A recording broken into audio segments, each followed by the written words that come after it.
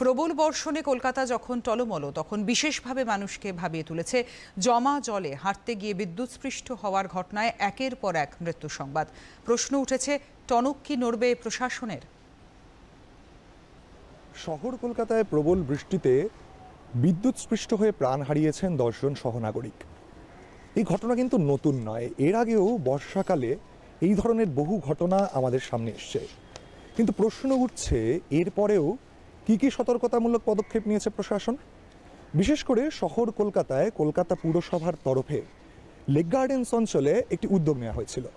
যে উদ্যোগে চেষ্টা করা হয়েছিল যে সমস্ত পুরসভার যে সমস্ত ল্যাম্পপোস্টগুলো রয়েছে, যেখানে স্ট্রিট লাইট জ্বলে, সেই ল্যাম্পপোস্টগুলোর একটা অংশ যেটা সাধারণ মানুষের নাগালের মধ্যে থাকে, সেই অংশটাকে একটা ইনসুলেটেড প্লেট দিয়ে ঢেকে দেওয়া, যাতে সহজে কেউ সেই ল্যাম্পপোস্টে হাত না দিতে পারে, এবং যদি আচমকা কেউ হাত দিয়েও দেয় তিনি যাতে তড়িতাহত না হন।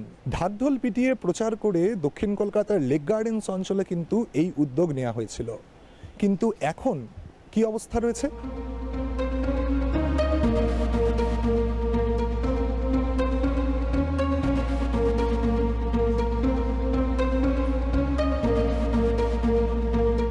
বিদ্যুৎস্পৃষ্ট হয়ে এই ধরনের মৃত্যুর হাত থেকে বাঁচতে কি কি করা প্রয়োজন, কোন কোন সতর্কতামূলক পদক্ষেপগুলো নেওয়া প্রয়োজন পুরসভা থেকে প্রশাসনের, কি বলছেন বিশেষজ্ঞরা? তো রাজনৈতিক সদিচ্ছার অভাব তো আছেই, কারণ আজকে যদি যারা পাড়ারই ধরুন রাজনৈতিক নেতা বা কর্মী, তারাই পুজোগুলো করে মূলত, এবং পুজোগুলোর জন্য যে আজকে সিএসসিকে যে দোষারোপ করা হচ্ছে, সিএসসি এটার মধ্যে নয়, কারণ সিএসসি স্ট্রিট লাইটের দায়িত্বে নয়, স্ট্রিট লাইটের দায়িত্ব হচ্ছে কেএমসি। সুতরাং এটা দেখতে হবে কেএমসি বা যারা পুজো উদ্যোক্তা আছে তারা দুজনকে রেসপন্সিবিলিটি নিতে হবে। আর যেটা করতে হবে যে এই ধরনের চেকিং একটা মনিটর করতে হবে, যে একটা টিম থাকতে হবে যারা এসে চেক করে যাবে যে কোনো লিকেজ হচ্ছে কিনা। ইলেকট্রিক্যাল কেবলসগুলো যেগুলো আছে সেগুলোকে সেফটিকের জন্য মিনিমাম 3 ফুট ওপরে জয়েন্ট বক্স করে তাকে সেফটি করা উচিত।